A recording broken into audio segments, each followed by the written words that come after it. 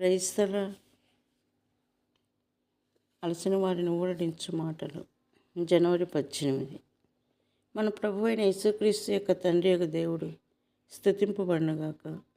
ఆయన క్రీస్తునందు పరలోక విషయములలో ఆత్మ సంబంధమైన ప్రతి ఆశీర్వాదమును మనకు అనుగ్రహించెను. ఎఫెసీ 1:3. ఇది దేవుని వాక్యమునందరి ప్రశస్తమైన వాగ్దానము.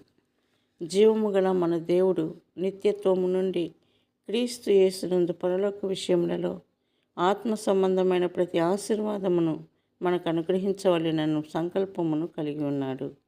యేసుక్రీస్తు ప్రభు యొక్క ప్రశస్త రక్తము ద్వారా విమోచించబడిన మనమందరము ఈ ఆశీర్వాదములను కోరుకుని ఆధిక్యత కలిగి ఉన్నాము.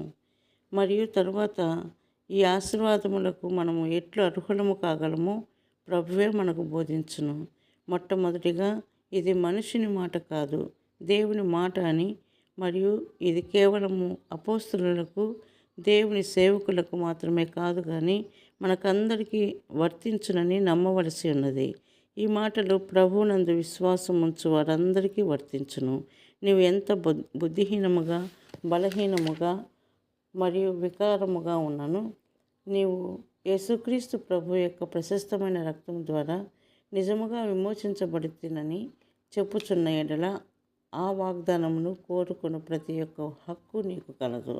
అలాగన మనము ఆయనకు ఎంతో ప్రశస్తమైన వారము కనుక ఆత్మ సంబంధమైన ఆశీర్వాదములన్నీ అనుభవించగలము. మనము యేసుక్రీస్తు ప్రభు యొక్క రక్తంతో కొనబడితిమి గనుక పరలోక జీవులు లేక దేవదూతల కంటే మనము ఆయనకు ఎంతో ప్రశస్తమైన వారమగుదుము. కావున అట్టి ప్రేమను, రక్షణను అధికముగా అర్థం చేసుకుని కృతజ్ఞతాస్తుతులు చెల్లించడం ద్వారా ఆత్మ సంబంధమైన ఆశీర్వాదములన్నీ అనుభవించగలము.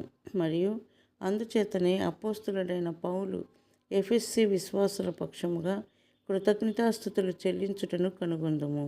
మీ విషయమై మానక దేవునికి కృతజ్ఞతాస్తుతులు చెల్లించుచున్నాను. ఎఫెసీ 1:16. ప్రప్రథమంగా మనము నేర్చుకొనవలసిన విషయము ఎడతెగక దేవునికి కృతజ్ఞతాస్తుతులు చెల్లించుట. మనము ప్రతిదినమును ఇదే విధముగా ఆరంభించవలెను. అవును ప్రభువా, నేను బలహీనుడను, బుద్ధిహీనుడను, అయోగ్యుడను మరియు పనికి మాలిన వాడను. అయినను నీ ప్రశస్తమైన రక్తమును బట్టి నేను నీ దృష్టికి ప్రశస్తమైన వాడను గనుక నీకు కృతజ్ఞతాస్తుతులు చెల్లించుచున్నాను. రెండవదిగా మనము చిన్న విషయముల కొరకు కూడా ప్రార్థన ద్వారా దేవుని సన్నిధికి వెళ్ళుటకు నేర్చుకునవలెను. కొలస్సీ 4:2 ప్రార్థన యందు నిలకడగా ఉండుడని పౌలు విశ్వాసులను హెచ్చరించుచున్నాడు. ఎఫెసీ 6:18 కూడా అదే తలంపును చూచుదుము. ఆత్మ వలన ప్రతి సమయమునందును ప్రతి విధమైన ప్రార్థనను, విజ్ఞాపనను చేయొచ్చు. ఆ విషయమై సమస్త పరిశుద్ధుల నిమిత్తమును పూర్ణమైన పట్టుదలతో విజ్ఞాపన చేయొచ్చు. మెలకువగా ఉండుడి. మూడవదిగా మనము దైవిక మర్మములను అర్థం చేసుకున్నట్టుకు ఎడతెగక దైవ జ్ఞానమును కోరుకొనుచుండవలెను. మన ప్రభు అయిన యేసుక్రీస్తు యొక్క దేవుడైన మహిమా స్వరూపియగు తండ్రి తను తెలుసుకొనుట యందు మీకు జ్ఞానమును ప్రత్యక్షతయును గల మనస్సు అనుగ్రహించును. ఎఫెసీ 1:17. నాలుగవదిగా మన గురుడి నేత్రములు తెరవబడవలసి ఉన్నది. మీ మనోనేత్రములు వెలిగింపబడెను. ఎఫెసీ 1:18. పరలోక విషయములను అర్థం చేసుకున్నట్టుకు మనకు పరలోక ప్రత్యక్షత కావలెను. అందుచేతనే మనము ప్రభువా, నీ వాక్యము నుండి ఆశ్చర్యకరమైనవి నేను ఇంకా ఇంకా చూచున్నట్లు నా కన్నులు తెరువము అని ప్రార్థించవలెను. జ్ఞానులకు, వివేకులకు మరుగు చేయబడిన మర్మములు పసిబాలులకు బయలుపరచబడును, అనగా సామాన్య విశ్వాసం గల వారికి బయలుపరచబడును.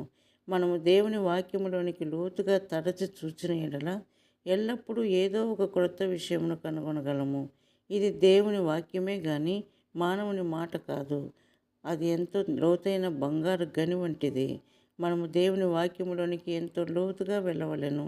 అప్పుడు మనము పరలోక విషయములలో ప్రతి ఆశీర్వాదమును అనుభవించగలము.